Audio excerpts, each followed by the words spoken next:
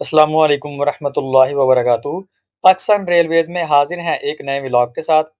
سی ای او railways عامر علی بلوچ کے مطابق Pakistan railways نے ایک تاریخی مالیاتی سنگ میل حاصل کیا ہے، جس نے گزشتہ 5 ماہ کے دوران 33 ارب روپے کی آمدنی کی اطلاع دی ہے، جو کہ گزشتہ سال کی اسی مدت کے دوران 29 ارب روپے کے مقابلے میں 14% زیادہ ہے۔ اس نے 4 بلین روپے سے زیادہ کا اضافی فائدہ ظاہر کیا، جس کی وجہ آپریشنل کارکردگی میں اضافہ اور اسٹریٹجک ریونیو آپٹیمائزیشن ہے۔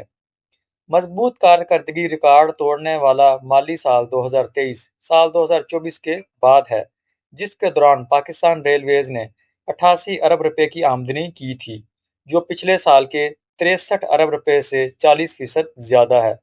پاکستان ریلویز نے 73 ارب روپے کے اپنے ابتدائی ریونیو کے ہدف کو عبور کر لیا۔ اس نے مسافر ٹرینوں سے 47 ارب روپے، گڈز گاڑیوں سے 28 ارب روپے اور زمینی اور دیگر ذرائع سے 13 ارب روپے سے زائد کی کمائی کی ہے۔ سی ای او ریلویز نے اس بات پر روشنی ڈالی کہ مین لائن ML1 پروجیکٹ کے لیے بنیادی کام، جو کہ ایک اہم بنیادی ڈھانچہ ہے، مارچ 2025 تک شروع ہونے والا ہے۔